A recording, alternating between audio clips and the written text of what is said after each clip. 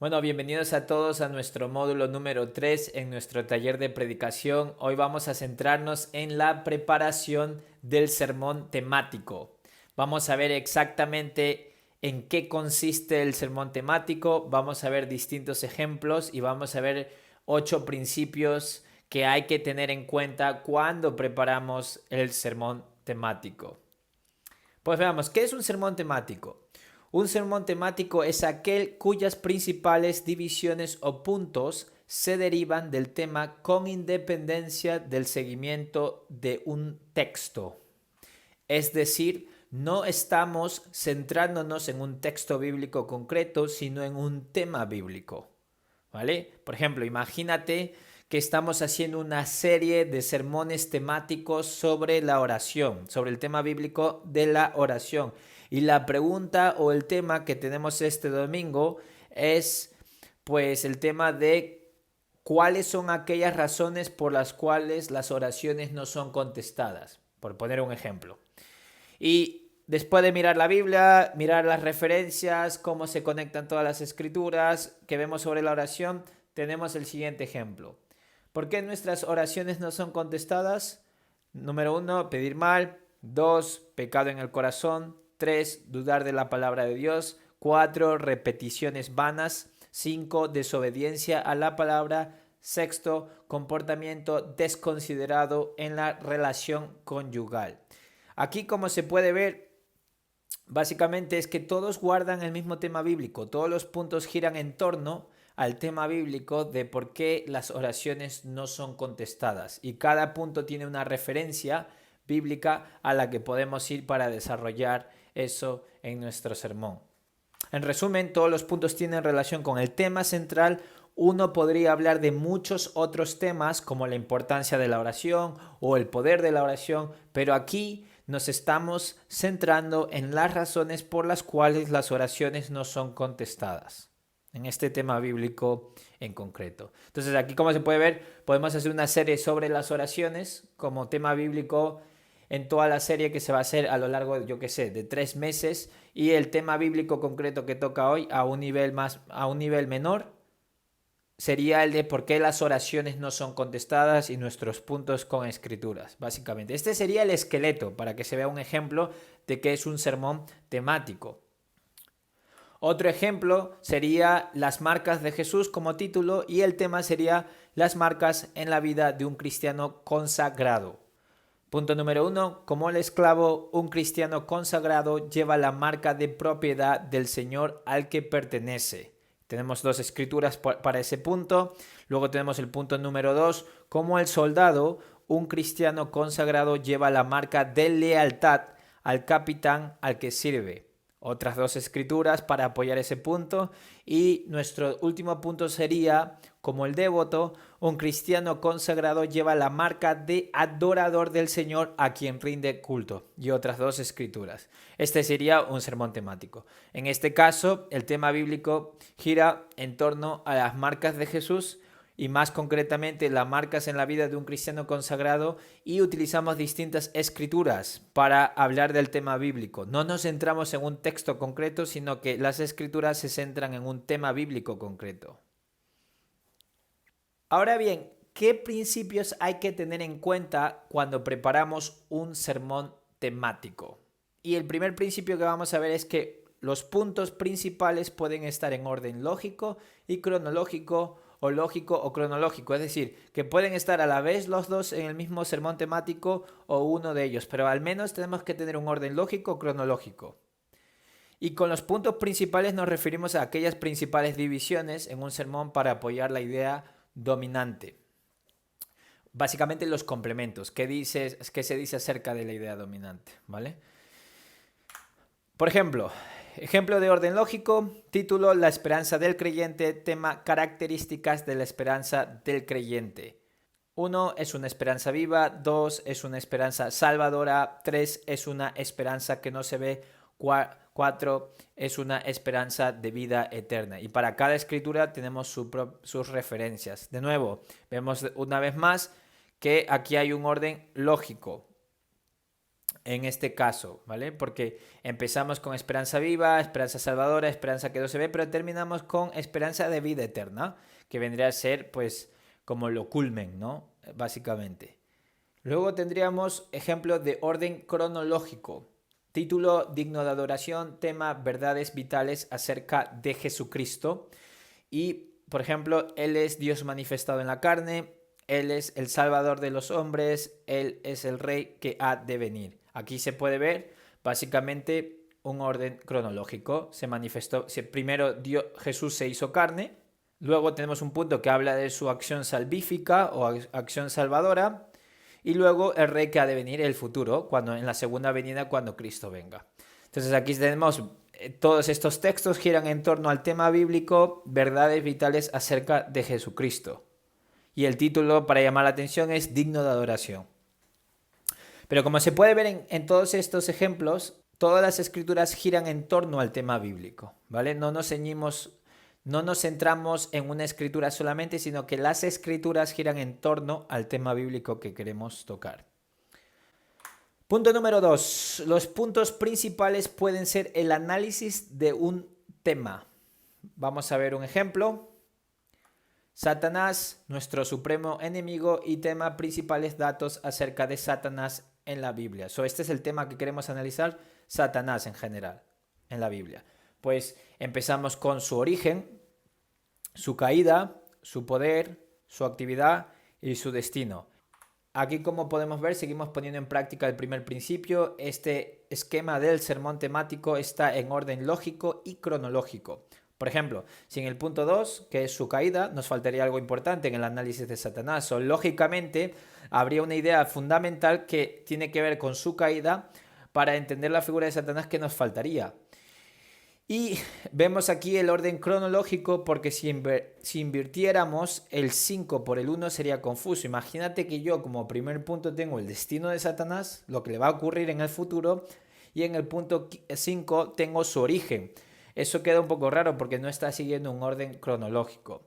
Por lo general, nosotros como seres humanos ordenamos las ideas así, aunque no nos demos cuenta. Entonces, cuando hay un esquema o un orden de ideas que no sigue un orden lógico o cronológico, nos parece confuso, desconectamos. Por eso es importante seguir esto. Vale, principio número 3. Los puntos principales pueden presentar varias pruebas de un tema, como una especie de demostración o razones. Veamos. Título: hacia el conocimiento de la palabra de Dios. Y el tema concreto que se tocaría ahí es algunos de los beneficios de conocer la palabra de Dios. Punto número 1. El conocimiento de la palabra de Dios nos hace sabios para salvación. Esta es la referencia. Punto número 2. El conocimiento de la palabra de Dios nos guarda del pecado. Punto número 3. El conocimiento de la palabra de Dios produce crecimiento espiritual. Y por último, punto número 4, el conocimiento de la palabra de Dios resulta en una vida victoriosa. Pues aquí básicamente está demostrando aquellos beneficios o presentando prueba de los beneficios de conocer la palabra de Dios. Básicamente nos hace sabios, nos guarda del pecado, produce crecimiento espiritual y resulta en una vida victoriosa. Eso es otra manera de organizar las divisiones o puntos principales. Bien. Vayamos al punto número 4 o el principio número 4. Los puntos principales pueden tratar un tema por analogía o por contraste con algo que se halle en las escrituras. Bien, se puede hacer uso de la analogía de algo para hablar de principios bíblicos. Y por analogía definimos lo siguiente o entendemos lo siguiente: relación de semejanza o similitud o parecido entre cosas distintas. Vamos a verlo en un ejemplo. Título: un testimonio eficaz. El tema que tocaríamos aquí sería una comparación entre el testimonio del creyente y la sal. Es decir, cuando utilizamos una analogía, lo que queremos ver es comparar las propiedades de la sal o lo que hace la sal a las cosas y coger esas propiedades para establecer una comparación con el testimonio del creyente. Y veamos cómo lo han hecho. Como la sal, el testimonio del creyente debería sazonar. Qué bueno. Y con la referencia: Punto número 2, como la sal, el testimonio del creyente debería purificar. Como la sal, el testimonio del creyente no debería perder su sabor. Y como la sal, el testimonio del creyente debería crear sed en nosotros. Pues aquí, como se puede ver, la sal sazona, la sal purifica, la sal no pierde su sabor y la sal crea sed. Si comes mucha sal te va a entrar mucha sed. Pues aquí está, como podemos ver, utilizando las propiedades o los efectos que la sal tiene en ciertas cosas para utilizar esa similitud o parecido y aplicárselo al testimonio del creyente. Pasemos ahora a nuestro punto número 5. Los puntos principales pueden ser expresados mediante una cierta palabra o frase constante de las escrituras repetida a través del esquema. Pues veamos esto. Hay ciertas frases que se repiten mucho en la Biblia, como Dios es poderoso para. Si tú buscas la frase Dios es poderoso para, te va a aparecer muchas escrituras. En ese caso, podemos hacer lo siguiente. Título, el poderío de Dios o el poder de Dios. Tema, algunas de las cosas que Dios puede hacer o que es capaz de hacer, básicamente. Entonces, para hacer que nuestros puntos sean claros y sigan este tema bíblico central, podemos utilizar esa frase para llamar cada uno de nuestros puntos. Es poderoso para, es poderoso para, es poderoso para. Pues aquí es poderoso para salvar, para guardar, para socorrer, para dar gracia. Entonces nos centraremos en todas las cosas que Dios puede hacer. Punto número 6. Los puntos principales pueden ser apoyados por una palabra o frase idéntica de las escrituras por todo el esquema.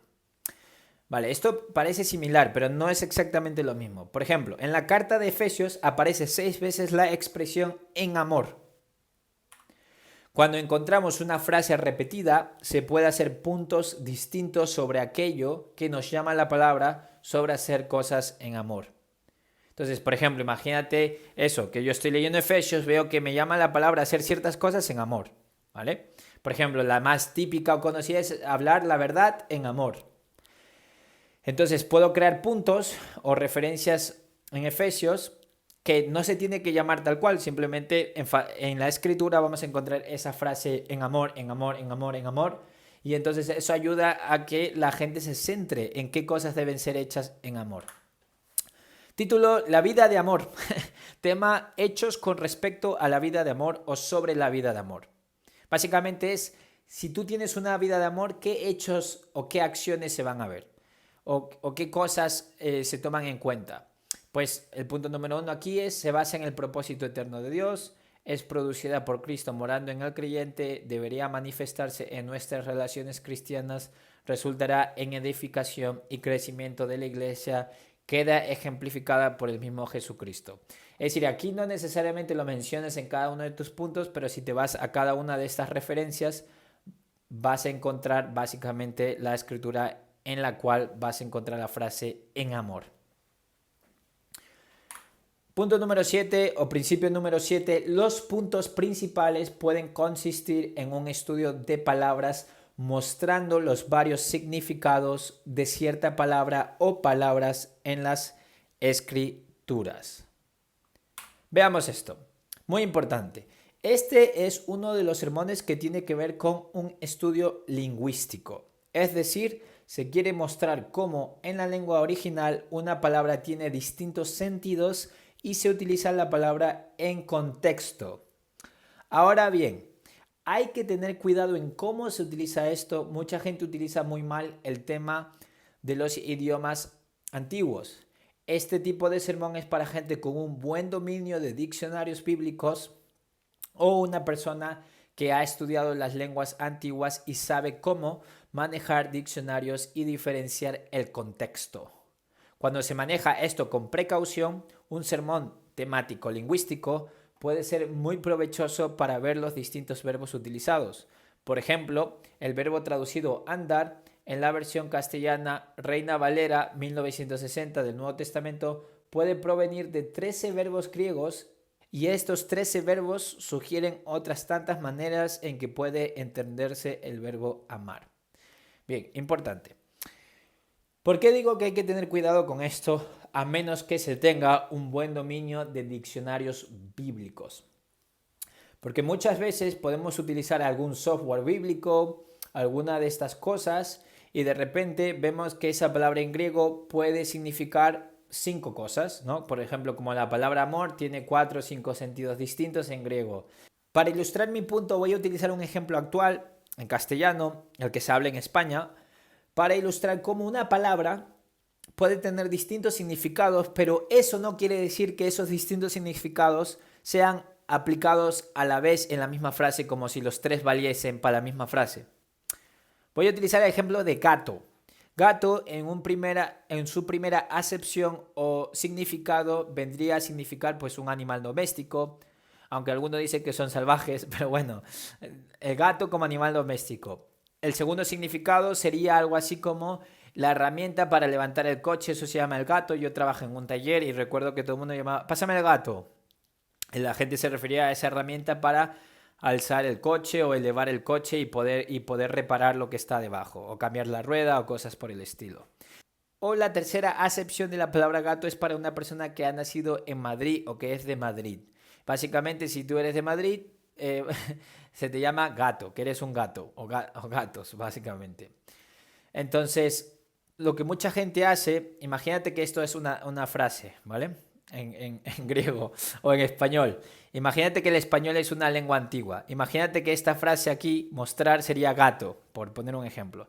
Entonces tú lees la frase, oh, aquí está gato, voy a ver qué significa. Le pinchas ahí en el software bíblico o lo que estés usando y de repente ves 3 acepciones. Y tú dices, ah, mira, esta palabra aquí es muy profunda porque significa esto, significa esto, significa esto. Pero ese es un erróneo uso del griego para hacer un sermón. No se trata de decir todas las posibles variables, sino cuál de esas 3 se aplica a la frase. Entonces, cuando una persona, y esto lo he visto muy a menudo, quiere profundizar en una palabra en griego porque a lo mejor no es clara en el castellano, va al griego y ve todas las diferencias y dice, ah, pues todas esas explican esta palabra en esta frase. No, eso es incorrecto. Es una de esas, un sentido o 2 sentidos que explican esa frase, esa palabra en el contexto de la frase. Eso es lo que quiero decir con esto de que hay que tener cuidado. Por ejemplo, en un buen diccionario bíblico te va a aparecer las distintas significados en español de esa palabra en griego o en hebreo y te va a poner referencias bíblicas de todos los contextos o escrituras en las que se utiliza. Y cuando uno mira todo eso, wow, se da cuenta que no es nada sencillo, pero bueno, con un buen diccionario bíblico puedes darte cuenta de los distintos sentidos en contexto. Y obviamente pues los eruditos han estudiado esto en profundidad, por eso es mucho más fácil guiarse con esto. Así que o bien uno estudia las lenguas antiguas, aunque no es necesario tampoco estudiar, si tienes un buen diccionario bíblico o varios diccionarios y comparas, puedes llegar a una buena conclusión sobre eso sin necesidad de dominar el griego, el hebreo y el arameo que se habla en muy pocas partes de la Biblia. Así que bueno, espero que esto aclare este punto. Otro ejemplo también es el nombre honor, se usa en 4 sentidos diferentes en el Nuevo Testamento griego y de un estudio de su utilización en el texto original podemos llegar al siguiente esquema. Valoraciones de Dios o del hombre. Y el tema que tocaríamos ese día sería significados de la palabra honor en el Nuevo Testamento griego. Es decir, de qué manera se utiliza la palabra honor, que nosotros encontramos honor en español, pero que en griego tiene distintas palabras, se utiliza distintas palabras. Entonces, aquí veríamos que es un precio que se paga, el valor que algunos hombres dan a las ordenanzas humanas, estima o respeto dado a otro, o el gran valor de Cristo para el creyente. Entonces también podemos encontrar, como aquí se puede ver, que tú en tu Biblia española veas una palabra, honor, para 4 palabras distintas en griego. ¿Vale? Igual que amor, el amor o querer o amar por lo general en griego tiene muchos más matices, diferentes palabras, entonces aquí en este caso es distinto, ¿no? Porque ves primero en español y te das cuenta que en griego, cuando en la Biblia de la Reina Valera, en 1 Corintios, en Colosense, en 1 de Timoteo, tal, se traduce honor, en realidad es una palabra griega distinta en cada una. Entonces esto nos ayuda a profundizar en un estudio lingüístico, También esto se puede hacer con gloria, se puede hacer con, por ejemplo, uno muy interesante es cuando la Biblia dice cosas como Dios se arrepintió de su decisión, ¿no? Sobre todo en el Antiguo Testamento vemos eso. Ahí, si tú haces un estudio lingüístico, el arrepentirse tiene muchas palabras, muchos matices distintos en hebreo. Son distintas palabras que se usan. Pero en español se traduce como arrepintió porque no tenemos tantas palabras para una realidad como esa. Bien, espero que esto sea claro. Ahora vamos a nuestro último punto, que es los puntos principales no deben torcer las escrituras, sino que los puntos deberían estar en armonía con las escrituras usadas en su contexto. Importantísimo. Es muy fácil sacar de contexto las escrituras en un sermón temático. Hay que tener cuidado en no hacer malabares con las escrituras para que se adapten al punto que queremos tocar. Nuestro punto debe surgir de una correcta interpretación de las escrituras. Exacto, porque muchas veces queremos tocar un tema bíblico, queremos decir algo que ya teníamos preconcebido antes de la preparación del sermón temático y de repente tratamos de buscar una escritura que suene parecido, no hacemos una buena exégesis o fase descriptiva y al final la sacamos completamente de contexto, ¿vale? Entonces hay que tener cuidado. Bien, y con esto terminamos en la definición y los 8 principios importantes sobre el sermón temático.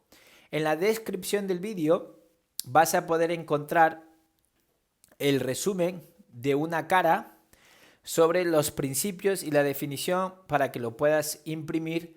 Y ahora en el siguiente módulo 3.2 vamos a ver una plantilla guiada de cómo ahora ponemos todas estas cosas que hemos visto en el módulo 2, porque recordar que en el módulo 2 las cosas que vimos son comunes a todos los tipos de mensajes, tanto los temáticos como el textual, como el expositivo. Ahora vamos a ver con los principios que acabamos de ver del sermón temático, cómo todo esto se aplicaría cuando ya nos ponemos a escribir, a dividir y todas las partes de nuestro sermón para ver el resultado final, básicamente el papel que vamos a usar cuando predicamos delante de la congregación. Así que no te lo pierdas, nos vemos en el siguiente módulo 3.2. Hasta pronto.